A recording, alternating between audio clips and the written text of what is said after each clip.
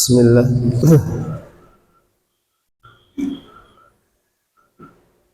Na'udzu billahi as-sami'il 'alim minasy syaithanir rajim. Bismillahirrahmanirrahim. Uhayyikum bi tahiyatil Islam, tahiyatan min indillah, tahiyatan min ahlil jannah. Dari Pekanbaru ke Pulau Meranti, sampai di Meranti balik lagi ke Pekanbaru. Salam ini salam yang diajarkan oleh Nabi, yang menjawabnya insyaallah sehat selalu. Assalamualaikum warahmatullahi wabarakatuh.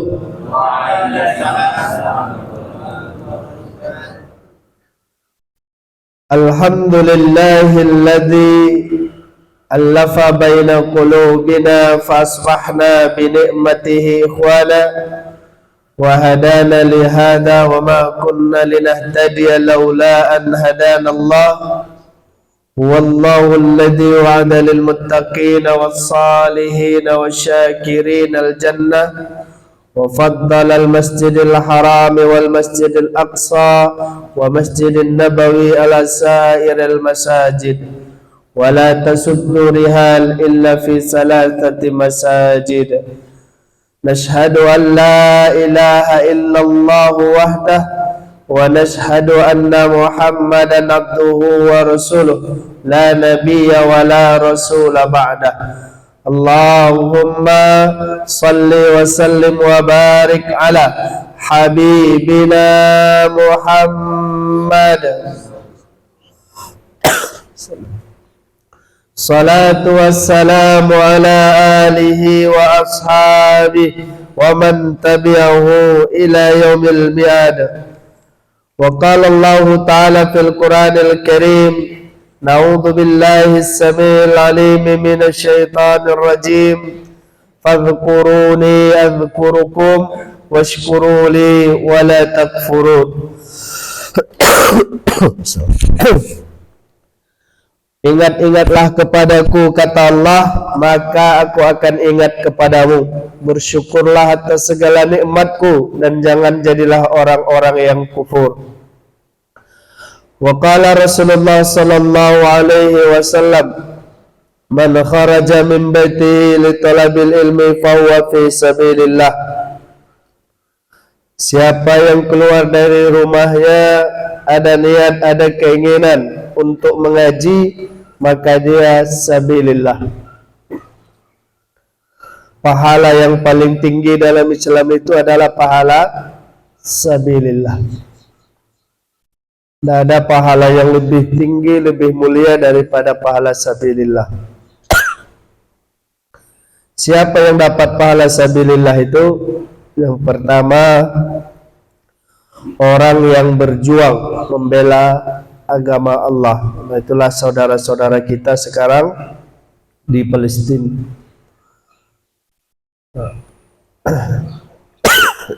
Izin, Pak. Nampak air batuk dia.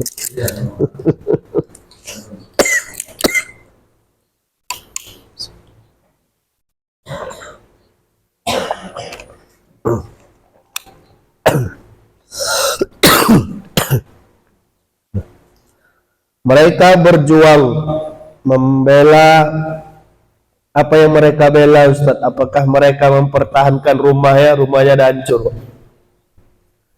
Apakah mereka mempertahankan hartanya juga sudah musnah.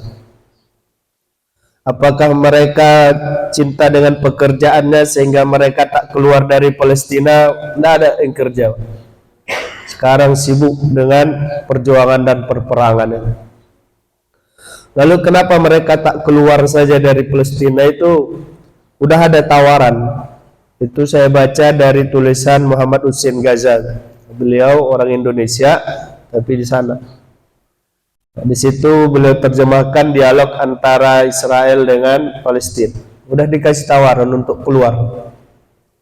Tinggalkan sajalah Palestina ini. Kami akan buat satu tempat yang lebih mewah daripada Singapura.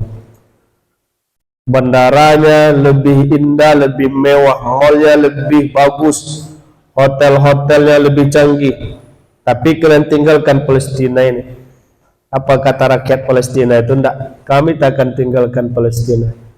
Kenapa tak mau meninggalkan Palestina? Jawaban mereka adalah nahfazul Aqsa. Kami menjaga Masjidil Aqsa. Jadi mereka itu tak mau keluar karena mereka menjaga Masjidil Aqsa, kiblat pertama kita. Wajar dan pantaslah kita doakan, ya Allah, bantulah pejuang-pejuang Palestina. Amin ya rabbal alamin. Lalu siapa lagi yang dapat pahala sabilillah? Tadi yang mereka keluar dari rumahnya ada niat, ada keinginan untuk mengaji, itu sabilillah. Dan orang sabilillah itu tenang.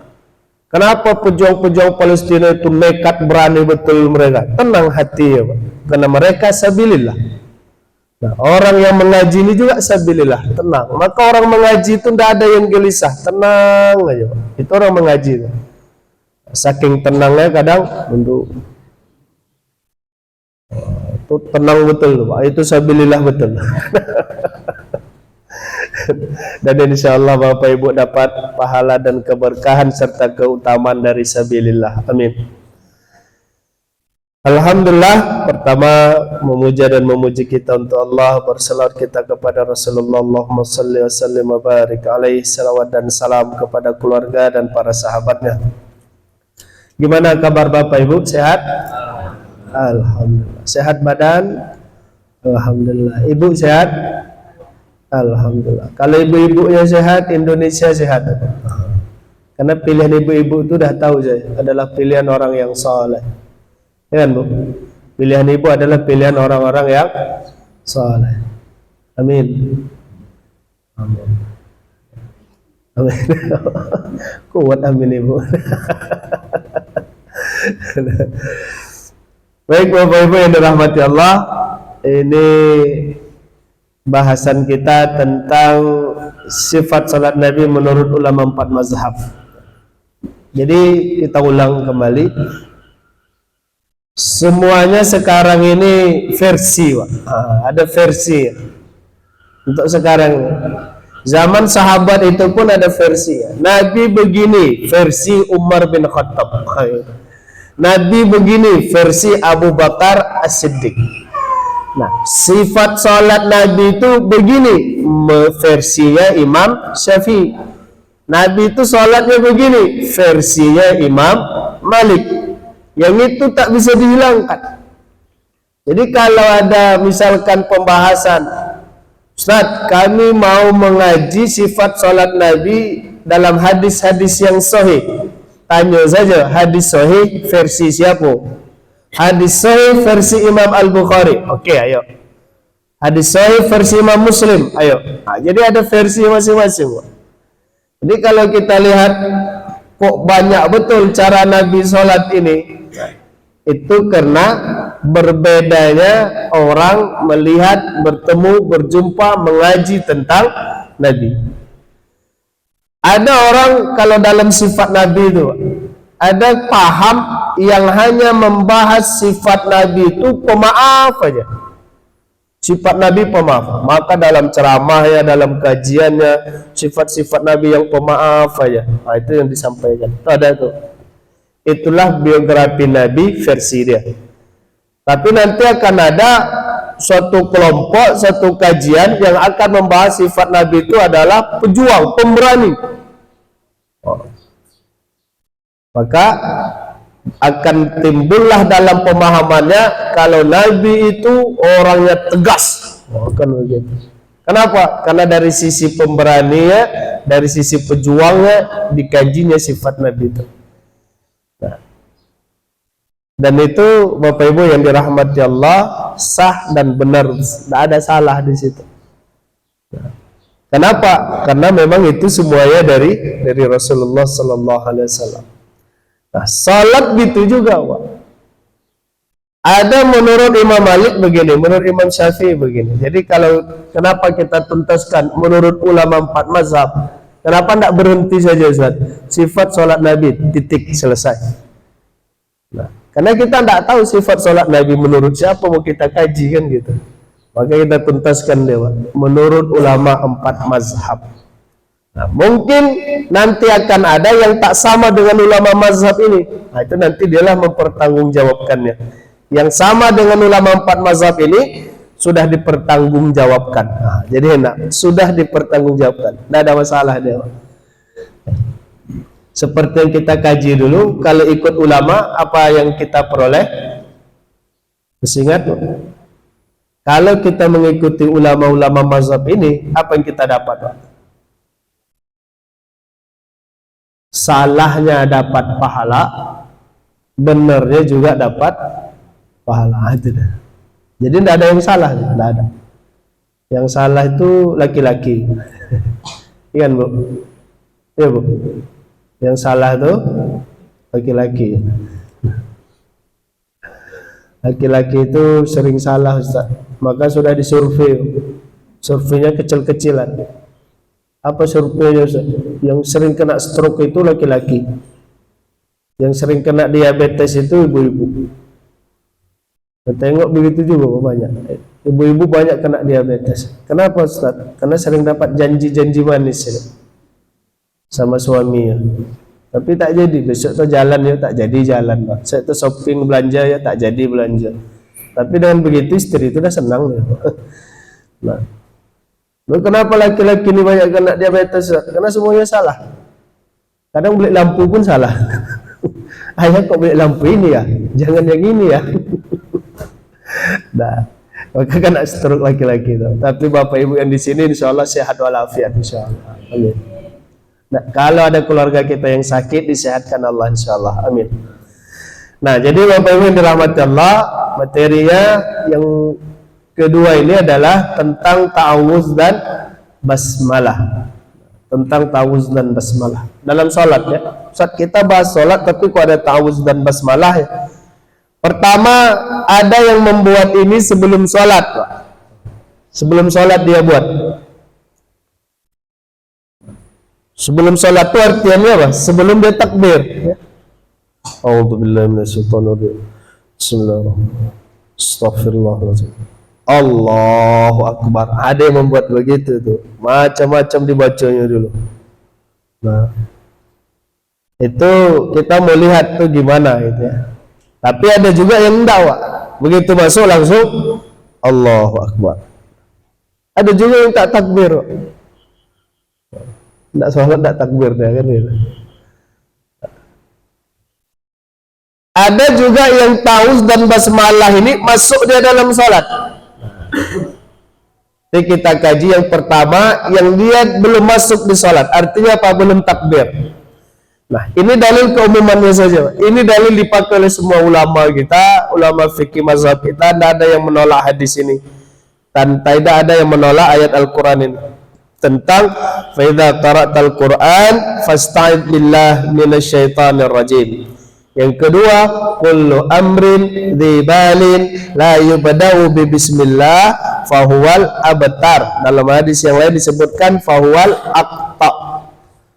Nah, setiap perkara yang tidak diawali dengan bismillah maka dia terputus, tertolak. Ayat Al-Qur'annya fa idza qara'tal Qur'an fasta'idz billahi minasyaitonir rajim. Kalau kalian membaca Al-Qur'an maka awalilah dengan a'udzu billahi minasyaitonir rajim. Ini ada istilahnya keumuman dalil. Ini kan dalil. Dalil ayat Quran ini dalil baca a'udzubillah. Dalil baca a'udzubillah. Walaupun nanti Bapak Ibu akan jumpai banyak-banyak jenis bacaan a'udzubillah itu. Ada yang membacanya a'udzubillahis samiil alim minasyaitonir rajim. Ada yang kalau dari Abu Hurairah itu Rabbana na'udzubika minasyaitonir rajim. Ada tuh. Itu dan isti'adzah juga. Yang jelas minta perlindungan kepada Allah dari gangguan setan, apapun redaksi bahasanya itu disebut isti'adzah. A'udzubillahis samiil alim. A'udzubillahis samiil alim minasyaitonir rajimil ghali. Nah, itu ada ghalinya. di terakhirnya itu. Banyak jenisnya. Nah, ini adalah keumuman hadis. Jadi keumuman dalil. Kalau kita kaji, ada dua pemahaman yang berarti. Yang pertama disebut dengan keumuman dalil. Artinya apa? Umum. Nah, namanya keumuman dalil itu artinya umum. Masya Allah. Kalau ini kekhususan. Yang kedua, ada yang disebut dengan dalil khusus. Ini disebut dengan dalil umum. Ada dalil umum, ada dalil khusus. Nanti kalau Bapak Ibu mengkaji tentang dalil, itu ada dua. Jadi kalau ada orang nanya, ada dalilnya enggak? Tanya saja, mau dalil umum atau dalil khusus? Itu boleh. Apa pula dalil berbagi-bagi? Nah, ini tanda tak mengaji sampai awal. Tahu dia tak ngaji. Jadi dalil itu ada dua. Yang satu dalil umum, yang satu dalil khusus. Nah, dalil umum itu dia berlaku untuk apa saja, di mana saja, kapan saja. Itu dalil umum. Dia berhenti kalau ada dalil khusus yang mengkhususkannya. Satu. Yang kedua, kalau ada dalil yang melarangnya, maka dia berhenti, Pak. Kalau tidak ada dalil yang melarangnya, maka itu menjadi hal yang umum untuk dilakukan kapan dan di mana saja. Contoh, dalil tentang membaca Al-Quran. Kan ada tuh. Iqra'ul Quran fa innahu ya'ti yaumil qiyamah syafi'an li ashabi. Iqra'ul Quran fa inna likulli harfin hasanat. Baca Al-Quran. Kan disuruh baca Al-Quran kita ini. Nah, pertanyaannya, kapan kami mau baca Al-Quran? Jawabannya, kapan saja. Karena dalilnya umum tuh. Kita disuruh baca Al-Quran. Rasulullah tak tentukan baca Al-Quran di waktu pagi, tidak ada. Baca Al-Quran di waktu sore, tidak ada. Nabi cuma suruh bacalah Al-Quran. Kan umum tuh berarti. Boleh kami baca pagi? Boleh. Kenapa boleh? Karena umum. Nabi tak ada khususkan. Boleh kami baca sore? Boleh. Baca siang? Boleh. Baca malam? Boleh. Kapanpun mau dibaca Al-Quran itu boleh. Kenapa boleh? Karena Nabi tidak ada mengkhususkan waktunya. Berarti di mana aja kami boleh baca Al-Quran? Boleh. Kapan aja boleh? Boleh. Tapi dikaji lagi, ternyata tak boleh baca Al-Quran di kamar mandi. Jadi stop dia di kamar mandi itu, Pak. Kalau di atas kamar mandi, Ustaz, ngapain pula di atas kamar mandi? Itu kan ada pertanyaan, sholat harus menghadap Ka'bah katanya. Terus ada orang nanya, bagaimana orang yang sholat di atas Ka'bah? Kemana dia menghadap? Iya pula mikir. Yang pertanyaan manusia ini tak terbatas ya, Bang. Macam-macam pertanyaan. Nah, jadi kalau kita tadi disuruh Nabi baca Al-Quran, bacalah. Di mana Ustaz? Di mana aja? Kapan Ustaz? Kapan saja. Sampai nanti ada larangan tempat atau larangan waktu. Kita kaji, ternyata ada larangan tempat. Tidak ada larangan waktu. Nah, larangan tempatnya di mana? Itulah di kamar mandi. Maka tak boleh di kamar mandi itu, jangankan baca Al-Quran, menyebut-nyebut nama Allah pun tak boleh. Ini kadang kamar mandi bawa handphone, Pak. Begitu sampai kamar mandi, handphone berbunyi, diangkat. Assalamualaikum, kata kawan. Awak jawab, Waalaikumsalam warahmatullah. Lagi di mana, kata kawan tuh? Kamar mandi tuh. Ya Allah. Di kamar mandi mengucapkan salam, tak boleh. Tak boleh. Nah, apalagi kadang ada yang manggil entah anak, entah istri, entah suami, entah saudara. Nah, dia di kamar mandi. Nah, saya pergi di luar ya nanti berangkat kan, insya Allah. Dia di kamar mandi bilang, insya Allah.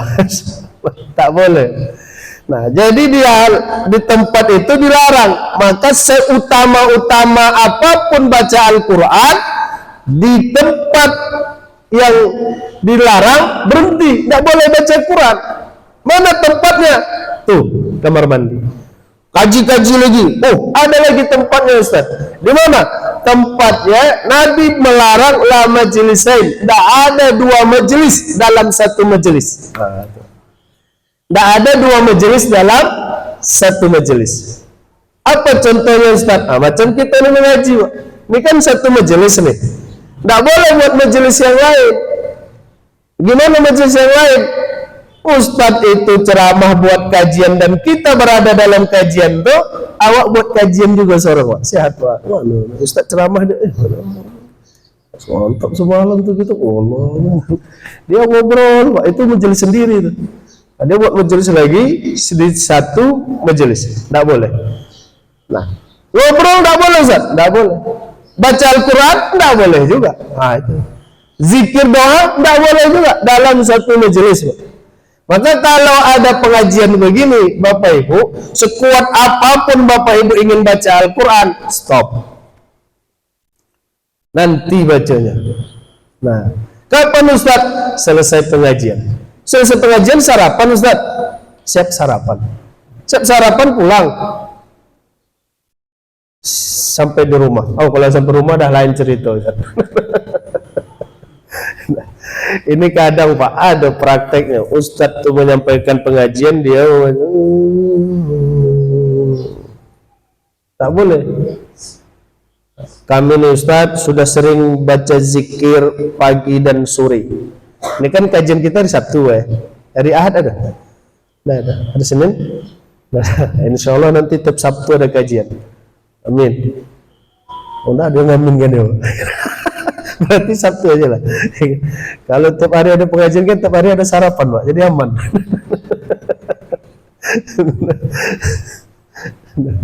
Ada yang membuat tuh. Dia sudah terbiasa zikir pagi sore. Itu bagus. Tidak ada ulama kita yang mengatakan zikir pagi sore itu tawa yang ada. Bagus. Bacalah zikir pagi sore. Kapan tuh Ustaz? Kalau pagi setelah subuh, kalau sore ba'da asar, setelah asar. Selesai. Tapi ada pengajian, nah, dia sudah terbiasa di hari Sabtu ada kajian, sedangkan dia sudah terbiasa zikir pagi dan sore, berbenturan waktunya dan dia harus memilih salah satu, saya berzikir atau saya dengar kajian. Kalau dia lihat dari sudut pahalanya, tentu lebih besar pahala dengarkan kajian, walaupun mata berat, kepala menunduk begini, nah, itu lebih besar pahalanya, Pak. Maka saya sering bilang sama jamaah-jamaah itu, Bapak Ibu, kalau ngantuk ada pengajian, datang aja lah. Kok gitu Ustaz? Kalau kami ngantuk kan tak ada mendengarkan ceramah Ustaz tuh. Iya. Tapi sebaik-baik tidur itu adalah tidur di pengajian. Itu fatwa baru tuh. Sebaik-baik tidur itu tidur di pengajian. Nah, kok tidur? Kok bisa keluar fatwa itu, Ustaz? Karena tak bisa orang dilarang tidur kan, tak bisa.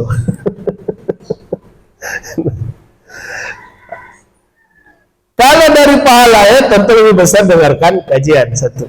Yang kedua dari waktunya. Zikir pagi itu waktunya mulailah dia dari ba'da subuh sampai dia sebelum zuhur. Itu waktu untuk zikir pagi. Kalau pengajian ini cuma sampai jam 6 selesai. Ada waktu yang lama, ada waktu yang singkat. Mana yang didahulukan? Prioritaskanlah waktu yang singkat. Kenapa? Jam 6 selesai. Zikir pagi, nanti sambil duha bisa. Jam 8, jam 9, jam 10 kita duha, boleh. Tapi kalau dalam satu majelis kita baca Al-Quran, ternyata itu tidak diizinkan. Nah, jadi baca Quran itu bagus, tapi di waktu-waktu ya. Sama Pak, khatib berkhutbah, awak baca Quran, boleh enggak? Enggak boleh. Kenapa enggak boleh? Kan kami baca Quran Ustaz, yang kami baca ayat-ayat Allah, setiap hurufnya 10 pahalanya, betul, enggak salah. Tapi tolong kaji dalil itu ada membatas-batasinya. Batas-batasnya itu jangan ditabrak. Itu lahan yang lain. Kalau kita serobot juga, namanya apa namanya? Kalau nyerobot lahan orang namanya maling, kan, mencuri. Tidak bisa. Khotib berkhutbah, ini khutbah Ustadz nih, tak usah dengarkan Ustadz tuh bacanya. Kenapa tak mendengarkan Ustaz tuh? Beda partai, Pak. Ustaz tuh partainya awak beda partai, tahu saya dengarkan. Sibuk dengan baca Quran, batal. Walaupun yang dia baca itu Al-Quran, bermasalah. Baca Quran aja bermasalah, apalagi buat status untuk khutbah Jumat. Allah. Dipoto dia khotib tuh, Pak. Oh, tulis. Khotib berkhutbah dia pun menulis. Tak boleh, batal. Nah, jadi Bapak Ibu yang dirahmati Allah, itu dalil umum ya. Dia berhenti kalau ada yang melarangnya. Kalau tak ada yang melarangnya, lanjut terus. Baca a'udzubillah itu umum. Kalau Bapak Ibu tanya, Ustadz, kapan kami mau baca a'udzubillah? Kapan aja bacalah. Mau tidur boleh? Boleh. Mau makan? Boleh. Apalagi kalau makan itu rame-rame, Pak. Makan rame-rame, baca a'udzubillah. Kok gitu, Ustaz? Ya, karena yang ditraktir itu banyak betul, Pak. Yang diundang 2, datang 5. Maka dia baca a'udzubillah. Nah, boleh kami baca sebelum berangkat naik kendaraan? Boleh. Sebelum kerja? Boleh. Sebelum masuk rumah? Boleh. Apapun dan kapanpun Bapak Ibu mau baca a'udzubillah ini, bacalah. Dia dilarang berhenti, artinya dilarang untuk dibaca, berhenti untuk dibaca kalau ada dalil yang melarangnya. Lalu kalau kita tarik ke sholat, Ustaz, kalau ada orang yang membaca a'udzubillah sebelum dia takbir, boleh enggak? Nah, kajiannya Bapak Ibu yang dirahmati Allah, dalam ulama 4 mazhab itu semuanya sepakat, Pak. Sholat itu awalnya takbir, akhirnya salam. Kalau sebelum takbir namanya belum sholat. Kalau belum sholat, semua aktivitas itu mubah, boleh. Nah, jadi kalau ada orang yang a'udzubillahi minasyaitonirrajim, Allahu Akbar, boleh, Pak. Boleh ya, jawabannya boleh, mubah. Mubah itu apa? Definisi pengertiannya mubah. Dikerjakan tidak apa-apa, ditinggalkan tidak apa-apa. Nah, gitu ya. Dikerjakan tidak berpahala, ditinggalkan tidak berdosa. Dikerjakan tidak apa-apa, ditinggalkan tidak apa-apa. Ini hukum yang membuat jamaah bingung. Karena kadang jamaah tak mau begitu, jamaah itu mau jelas. Ustaz, kami habis dari ketika di rumah kami berwudu, kemudian kami makan, kemudian kami sholat. Ketika kami mau sholat tadi itu, Ustaz, kami melakukan membaca a'udzubillah. Gimana Ustaz kalau kami baca a'udzubillah? Kata Ustaz itu, ibu bapak baca a'udzubillah tidak apa-apa, ibu bapak tak baca a'udzubillah juga tidak apa-apa. Jadi kami harus baca itu tidak Ustaz. Kece Ustaz tuh, ibu baca ndak apa-apa, ibu tak baca ndak apa-apa. Jadi Ustaz jalan Ustaz, kami baca atau ndak? Ibu baca tak apa-apa, ibu tak baca tak apa-apa. Ah Ustaz kok kami baca atau ndak Ustaz? Ibu baca ndak apa-apa, ibu tak baca ndak apa-apa. Itu aja jawabannya, Pak. Maka hukum itu membuat jamaah bingung. Ustaz tuh tak diundang lagi tuh. Jangan undang Ustaz lagi. Kenapa? Jawabannya itu aja semua. Karena kalau dinaikkan lagi oleh Ustaz tuh, ibu baca bagus, tak ibu baca tak apa-apa, itu udah berubah hukumnya jadi sunnah dia. Nah, jadi kadang jujur itu memang menyakitkan orang, Wak. Itu jujur itu menyakitkan orang. Jamaah ibu itu pengen supaya jelas. Misalkan kami baca tanda Ustaz, kata Ustaz tuh sebaiknya ibu baca.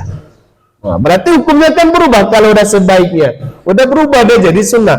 Sedangkan itu hukumnya tidak sunnah, hukumnya mubah. Dikerjakan tidak apa-apa, ditinggalkan tak apa-apa. 10 kali jamaah tunanya, 10 kali itu juga jawabannya, Pak. Dikerjakan tidak apa-apa, ditinggal, kan enggak apa-apa. Jadi kami buat enggak Ustaz? Dibuat enggak apa-apa, enggak dibuat enggak apa-apa. Kami lakukan enggak Ustaz? Dilakukan enggak apa-apa, enggak dilakukan enggak apa-apa. Jadi judulnya itu saja tuh. Nah, itu jujur dalam hukum ya. Karena memang kalau mau dipermainkan hukum tuh banyak yang suka, tapi kita berdosa karena telah berdusta. Jadi baca isti'adzah kalau dia belum sholat itu mubah. Sama kalau bapak ibu nanya, Ustaz, saya punya kawan Ustaz, asal mau sholat disalami ya kiri kanan Ustaz. Kapan dia nyalami Pak? Dia menyalaminya itu Ustaz sebelum dia takbir. Oh, sebelum takbir. Kalau sebelum takbir itu belum sholat. Kalau dia belum sholat hukumnya mubah. Dia bersalaman tidak apa-apa, dia tidak bersalaman tidak apa-apa. Hukumnya mubah. Yang bahaya itu kalau udah sholat dia masih suka salaman. Dia pinggir sini Pak. Nah, datang kawan yang baru lagi. Oh, ada kawan baru datang. Assalamualaikum Pak. Itu yang bahaya dan perlu dikaji itu Pak. Tapi kalau belum sholat, ngapain dikaji? Orang dia belum sholat. Nah, maaf cakap ya Pak. Kalau orang belum sholat, dia tak jadi sholat pun tak apa. Dia belum sholat, tak jadi sholat pun tak apa. Artinya apa itu? Ya misalkan dia punya hajat, dia punya kebutuhan. Begitu dia takbir, mau takbir dia udah tegak nih, udah siap. Imam dah takbir, dia pun udah siap takbir. Astagfirullah. Kunci motor belum, cabut dia. Kunci motor, nah, balik dia lagi. Boleh ya? Tapi kalau udah sholat, Allahu Akbar, astagfirullah, kunci motor. Ini kacau, dibatalkan atau enggak? Kalau udah sholat itu butuh kaji Pak. Kalau udah sholat. Tapi kalau belum sholat, enggak usah kaji banyak-banyak. Kenapa? Dia belum sholat. Belum sholat tuh mau sholat ya. Pak, makan dulu Pak. Ayolah makan dulu. Dia udah siap sholat nih. Boleh enggak dia begitu? Boleh. Kenapa boleh? Karena belum sholat. Nah, jadi kalau belum sholat tuh kajinya enggak usah banyak Pak. Apa kajinya? Satu saja. Apa itu? Al-aslu fil asya al-ibahah. Itu aja. Asalnya boleh. Itu kalau dia tidak termasuk ibadah ya. Asalnya boleh. Jadi kalau ada orang baca isti'adzah dia sebelum dia sholat, itu tak boleh kita salahkan. Kenapa? Dia pakai keumuman dalil ini. Jadi dalil a'udzubillah itu dia berlakukan umum. Tapi kalaupun ada orang yang tidak baca a'udzubillah, juga tak boleh kita suruh dia baca a'udzubillah. Dia masuk Allah, jangan takbir, isti'adzah dulu. A'udzubillah. Nah, tanya, ada dalilnya? Oh, tunggulah minta salatnya sama para pun. Tak jadi dia salat Pak. Kenapa? Berdebat masalah dalil dulu. Nah, satu lagi yang Bapak Ibu tak butuh dalil. Arti tak butuh dalil itu lakukan saja Pak. Sampai nanti ada larangannya baru dilarang dia. Yang kedua itu apa? Adab. Adab itu tidak butuh dalil Pak. Adab ya, tidak butuh dalil. Selagi dia baik menurut norma masyarakat kita, lingkungan kita, rumah tangga keluarga itu baik, tidak usah butuh dalil, buat sajalah. Misalkan apa? Misalkan ada anak yang berjalan di depan orang tuanya dengan menunduk. Tidak usah dicari dalilnya. Ada enggak Ustaz? Dalil anak berjalan depan orang tua menunduk? Enggak. Sampai awak yang menunduk pun tak dapat Pak. Dicari dalil itu enggak jumpa. Kenapa? Dia adab Pak. Dia normal saja itu. Yang dianggap kalau anak itu lewat depan orang tuanya menunduk, dianggap sopan. Maka lakukanlah itu. Walaupun nanti Bapak Ibu cari hadis yang tidak ada, cari ayat Al-Quran yang tidak ada, cari ijma'nya apalagi tidak jumpa. Tapi Ustaz, ada anak yang jalan selama dia tidak bertentangan dengan syariat ya. Nah, kadang ada juga kebiasaan masyarakat itu yang bertentangan sama syariat Pak. Apa itu kebiasaan masyarakat yang bertentangan syariatnya? Macam buah-buah mangga. Di kami nih Ustadz, di kami nih kalau ada rumah yang punya pohon mangga, berbuah mangganya, itu ikhlas tak ikhlas tuan rumahnya, kami boleh ambil. Oh. Itu kacau tuh. Kami gitu di sini Ustaz. Motor gitu juga Ustaz. Kalau ada motor berparkiran di tempat umum parkir motor tuh, maka siapapun yang mau ambil motor tuh ambil lah. Walaupun yang punyanya tak ikhlas. Oh itu tak boleh. Kacau tuh. Nah itu bertentangan dengan syariat ya. Nah, itu dia pakai keumuman. Sama dengan bismillah. Dia baca bismillah itu sebelum takbir. Saya jumpa itu Pak, ada yang begitu. Baik imam, baik makmum. Saya jumpa dua-dua orang itu. Imam itu sebelum dia takbir, setelah dia aba-aba kepada kita, sufuf, lurus rapat, dia baca itu isti'adzah dan bismillah. Dengar tuh, karena dia pakai mic, dengar kita. A'udzubillahi minasyaitonir rajim. Bismillahirrahmanirrahim. Allahu Akbar, dia bilang. Iya pula, ada a'udzubillah ya, ada bismillah ya, macam dibaca ya. Nah, syukur dia tidak baca sayyidul istighfar lagi Pak. Ya. Kalau dia baca sayyidul istighfar habis 5 menit menunggunya. Ada yang mengamalkan gitu. Yang makmum sampai kita salat pun ada juga yang baca begitu. A'udzubillah. Astaghfirullah. Bismillah. Allah. Ulangnya lagi. Astaghfirullah. Allah. Ulangnya lagi Pak. Imam dah mau rukuk dia pun masih astaghfirullah. Nah, di situ masalah nanti ya. Kalau dah begitu itu dah berlebihan dan itu bermasalah.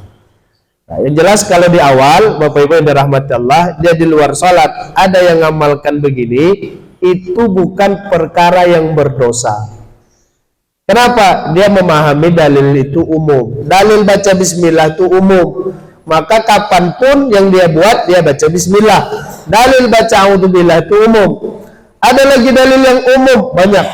Kalau Bapak Ibu mengkaji tentang dalil umum itu banyak. Contoh yang ketiga tadi adalah baca Al-Quran. Baca Al-Quran itu dalilnya umum. Kemudian berdoa, doa itu dalilnya umum. Kalau Bapak Ibu tanya, Ustadz kapan kami berdoa? Kapan saja. Di mana kami harus berdoa? Di mana saja. Kenapa? Karena Allah suruh kita itu berdoa. Itu. Jadi kapan kita mau berdoa, di mana kita mau berdoa, tak ada masalah. Sampai nanti ada larangan untuk berdoa, baru kita berhenti berdoa. Ini Bapak Ibu yang dirahmati Allah. Kalau ada yang ingin Bapak Ibu tanya, diskusikan, boleh. Ini baru di luar sholat, Pak. Belum ta'awuz dan basmalah di dalam sholat. Ada dia di luar sholat, ada dia di dalam sholat. Kalau dalam sholat, kapan kita dibaca? Nah itu nanti. Tapi kalau ada yang ingin Bapak Ibu tanyakan dulu, sebelum kita lanjut kajinya, kita silakan.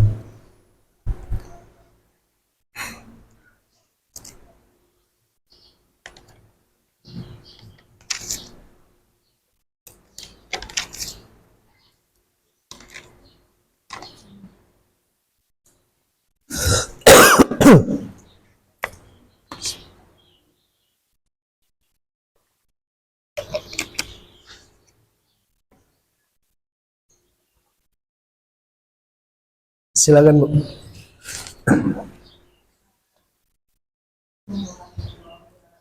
Waalaikumsalam warahmatullahi wabarakatuh.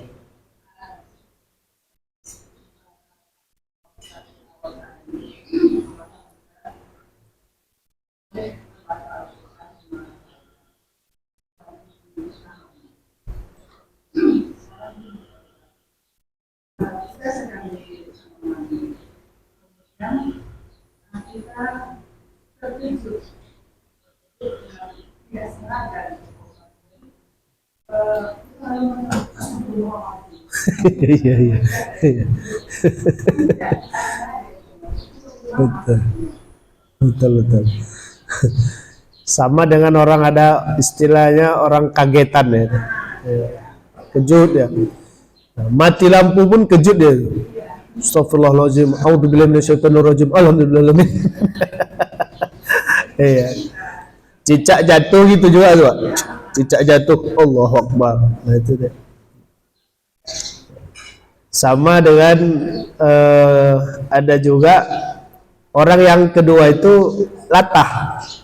Nah, latah itu suka ngikutin orang. Nah, apa yang diucap orang, itu yang diucap dia. Itu latah namanya. Ada yang latah begitu. Ada yang orangnya suka kagetan. Tapi alhamdulillah kalau kagetannya ucapan-ucapan yang bagus tuh alhamdulillah. Ini ada juga orang yang kagetan tuh ucapannya ucapan yang tak baik. Ucapan kebun binatang. Itu ada orang kagetan begitu tuh. Nah, jadi kalau dia atas unsur tidak sengaja, ya, tidak tahu, lupa, itu kata Rasulullah sallallahu alaihi wasallam, rufi'al qalam. Rufi'al qalam. Rufi'a itu artinya diangkat. Qalam itu artinya pena. Maksudnya apa? Diangkat pena. Kalau pena diangkat berarti tak ada yang ditulis. Nah, jadi kalau orang yang model-model begitu, pena itu diangkat. Kalau pena diangkat, tidak ditulis. Apa yang tidak ditulis? Tidak ada yang ditulis dosanya. Jadi dosa tidak ditulis, iya. Pahalanya ditulis. Itulah Allah tuh maha sayang sama kita. Kita tidak tahu amalan itu baik. Ternyata setelah kita lakukan itu, kita baru sadar ternyata itu amalan baik. Dilakukan, dicatat sama Allah tuh sebagai pahala. Tapi kalau amalan itu tidak baik, kita tidak tahu kalau amalan itu tidak baik. Kita lakukan. Setelah kita melakukannya, kita baru sadar kalau ternyata itu amal tak baik. Ada dosanya? Tidak ada. Tidak sengaja? Tidak ada. Nah, orang yang tidak sengaja itu tidak ada dosa, tidak sengaja. Ya. Tapi kalau pura-pura tidak disengaja, itu beda lagi. Kemudian orang lupa itu tidak ada dosa.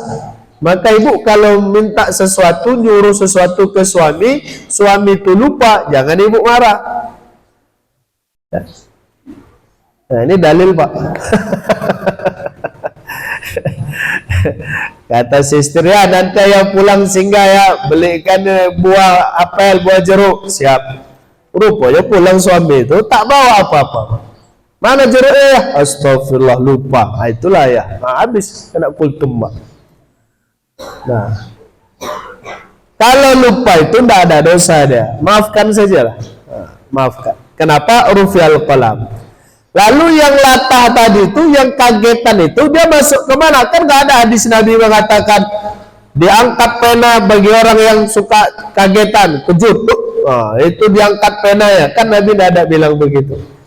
Nah, yang diangkat pena itu kan tadi lupa, kemudian tidak sengaja, kemudian anak yang kecil itu diangkat pena, Pak. Nah, lalu yang kagetan tadi masuk kemana dia? Dari 3 poin ini masuk ke yang tidak disengaja, berarti tak apa-apa. Jatuh jatuh, asyhadu an la ilaha illallah, asyhadu anna muhammadar rasulullah, tidak apa-apa. Boleh Ustaz, tidak apa-apa. Nah, boleh. Karena dia tidak sengaja. Kecuali dia sengaja, itu baru masalah. Kalau orang terkejut tidak apa-apa. Boleh, ya. Nah, saya tambahkan materi ketika di kamar mandi itu juga. Kadang kita tak ucap tapi kita tulis. Maka kalau ada doa kamar mandi atau handphone di kamar mandi,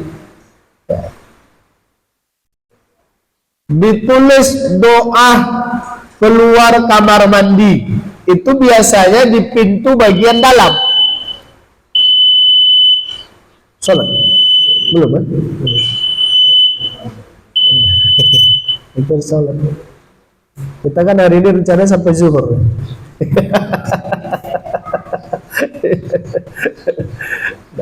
Kata Ustaz Aila sampai zuhur kami balik. Jadi ada orang yang membuat doa keluar kamar mandi di pintu bagian dalam kamar mandi. Itu tak boleh. Di kamar mandinya ada cermin, Pak. Dia ingin membiasakan membaca doa ketika bercermin. Jadi di mana ada cermin, di situ ada tempel doa. Di kamar ada, di dapur ada. Kadang dapur bercermin juga dia memang. Di ruang tamu ada, segala tempat ada. Di kamar mandinya ada cermin, dia tempelkan juga lah doa ketika bercermin di kamar mandi itu. Tak boleh. Dibaca dia tak boleh, dibawa dia tak boleh, ditulis dia tak boleh. Ditulis itu kapan? Mungkin di handphone. Dibawa itu kapan? Tadilah itu. Kalau Al-Quran kita bawa kamar mandi tak boleh. Tapi kalau dia diletakkan di luar, hilang Ustaz, bawalah. Kalau letakkan di luar hilang, maka dia boleh dibawa ke dalam. Tapi jangan dibaca ya. Dibawa ke dalam dia boleh. Kenapa? Karena kalau letak di luar hilang. Kalau ditulis itu di handphone. Assalamualaikum insyaallah, itu di handphone. Tapi nulisnya di kamar mandi, Pak. Itu masalah. Tak boleh. Ya, itu adab-adab ketika berada di kamar mandi. Terus apa lagi yang tak boleh? Menyanyi-nyanyi, Pak. Menyanyi di dalam kamar mandi itu. Walaupun nyanyinya dangdut, nyanyinya pop, tak boleh. Selawat tak boleh juga. Kadang kan ada orang yang stres, mungkin galau, dia menyanyi ya, nyanyi dia. Tapi harusnya dia paham, menyanyi itu kegalauannya berhenti hanya ketika nyanyi. Bertambah galau kalau suaranya cemprang. Yang kedua, selesai nyanyi, galau itu balik. Jadi kalau galau, kalau stres, apa yang harus dinyanyikan, dilakukan? Al-Quran. Bacalah Al-Quran tuh. Ketika bacanya tak ada masalah dengan suara, mau cemprang, mau bass, mau apa, tak ada masalah. Selesai bacanya, hati tenang. Tapi kalau nyanyi itu hanya pas nyanyi itu aja lah. Itu pun kadang kalau bagus suara, kalau cemprang jadi masalah juga. Itu di kamar mandi ya, adab-adabnya. Nah, kemudian Bapak Ibu yang dirahmati Allah, ketika kita membaca ini di dalam sholat, ya ini kena pas ta'awudz, walaupun tidak pas urutan bacaannya nanti, tapi kena momennya ta'awudz kita baca. Ketika kita membaca a'udzubillahi minasyaitonirrajim, tapi kita baca dalam sholat, kapan dia dibacanya?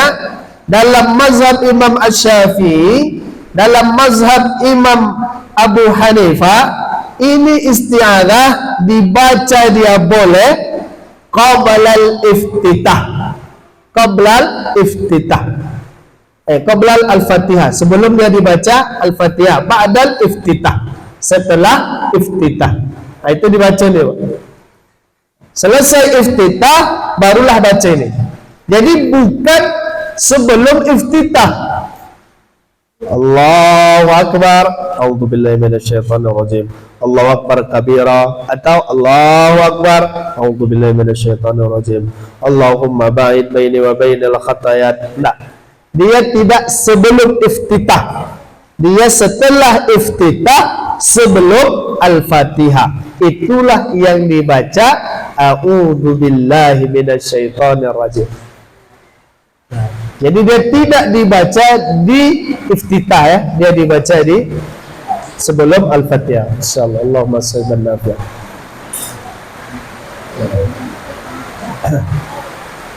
Kemudian berapa kali dia dibaca? Kalau isti'adzah ini Bapak Ibu baca bukan awal surah, bukan awal surah ya. Misalkan pertengahan di juz 1, juz 2, yang jelas dia bukan di awal surah, Pak. Kalau bukan di awal surah, bacalah a'udzubillah. Kalau kita baca misalkan ayat kursi, Bapak Ibu baca ayat kursi, karena sekarang lagi banyak perebutan kursi, Pak. Awak punya ayat kursi ya. Jadi kalau ada orang cari kursi, suruhlah jumpai Bapak Ibu. Kenapa? Karena Bapak Ibu punya ayatnya. Ayat kursi Bapak Ibu punya. Nah, kalau misalkan Bapak Ibu baca ayat kursi dalam salat, sebelum dibaca itu kami bacanya pakai bismillah atau pakai a'udzubillah? Jawabannya pakai a'udzubillah. Nanti bismillah ada bab sendiri akan kita bahas.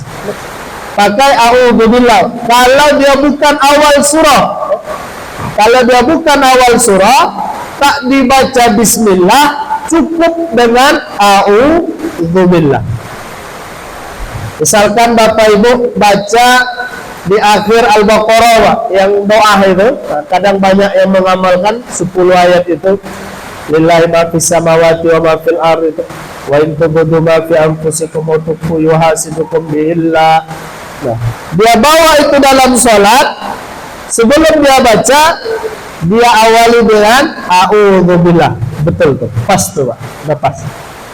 Nah, yang menjadi masalah nanti dia baca lillahi ma fis samawati wal ard, yang dia bukan awal surah, dia baca itu dengan bismillahirrahmanirrahim, lillahi ma fis samawati wa ma fil ard. Itu nanti butuh kaji Pak di situ. Cuma nanti bab bismillah nanti kita bahas ya. Nah, ini bab isti'adzah saja.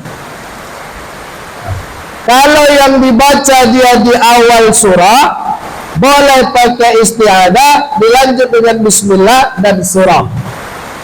Boleh dia isti'adzah, tak pakai bismillah, langsung surah. Itu mazhabnya nanti. Yang tidak membaca bismillah, itu mazhab Maliki. Kalau mazhab Hanafi, bismillahnya kecil.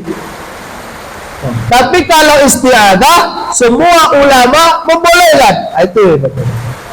Isti'adzah ini. Tapi dia dibaca sirran, sir.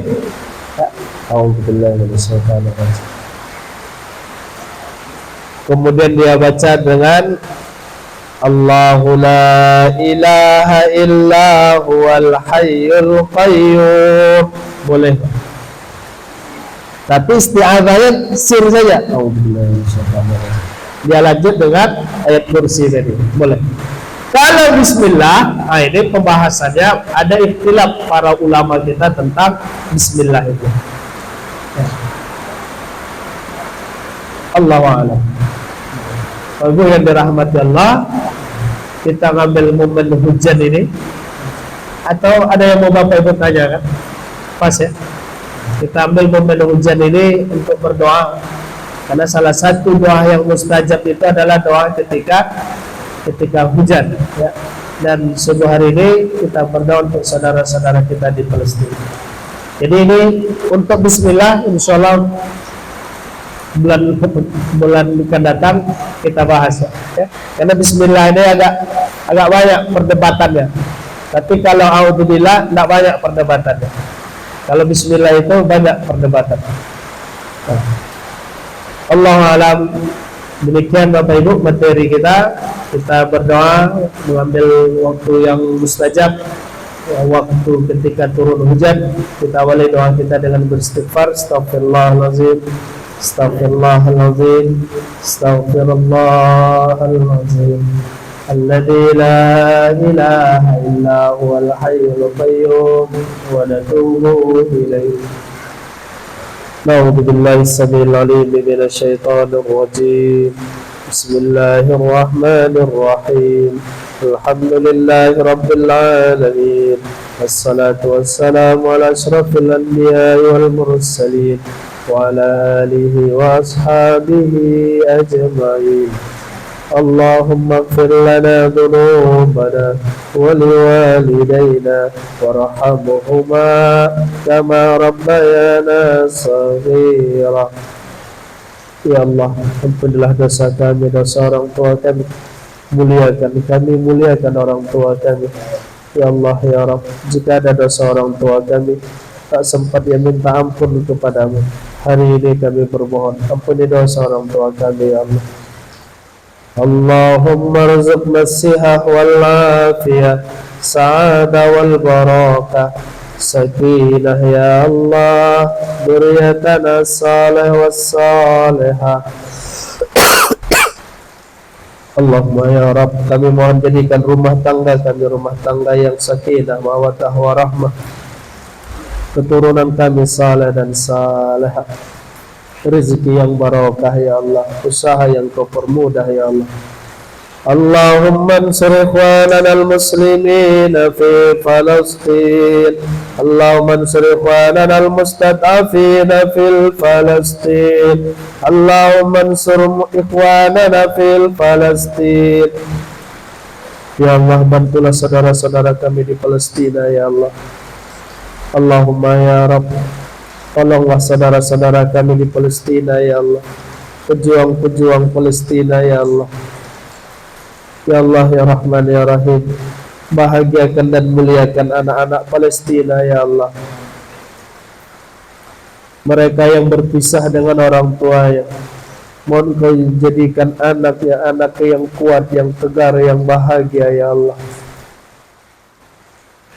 Mereka yang sakit mohon kau sembuhkan ya Allah. Mereka yang lapar mohon kau datangkan makanan ya Allah. Mereka yang haus mohon kau datangkan minuman ya Allah. Mereka yang takut mohon kau berikan rasa aman dan tenang ya Allah. Ya Allah, mereka adalah hamba-Mu ya Allah. Bantulah saudara-saudara kami di Palestina ya Allah. Hilangkan dan musnahkan semua penjajahan ya Allah. Setiap peluru yang ditembakkan, setiap rudal yang ditembakkan untuk saudara-saudara kami, mohon ya Allah, kembalikan peluru dan rudal itu untuk mereka ya Allah, untuk Yahudi ya Allah, untuk Zionis Israel ya Allah. Allahumma ya Rabb, tak ada kekuatan kecuali kekuatan-Mu ya Allah, tak ada pertolongan kecuali pertolongan-Mu ya Allah. Kami bermunajat meminta ya Allah, sebagai obat untuk saudara-saudara kami yang hari ini mereka menangis ya Allah, yang hari ini mereka ketakutan ya Allah, yang hari ini mereka dalam keadaan cemas ya Allah. Mohon lindungi saudara-saudara kami di Palestina ya Allah. Allahumma ya Rabb, kami berserah diri meminta dan memohon kepadamu ya Allah. Engkau yang maha kuasa dan berkuasa ya Allah. La ilaha illa anta ya Allah. Subhanaka inna kunna minaz zalimin. Rabbana atina fid dunya hasanah wa fil akhirati hasanah wa qina adzabannar. Wa sallallahu ala habibina Muhammad walhamdulillahi rabbil alamin. Alhamdulillah, wa maaf wa jazakumullah khair.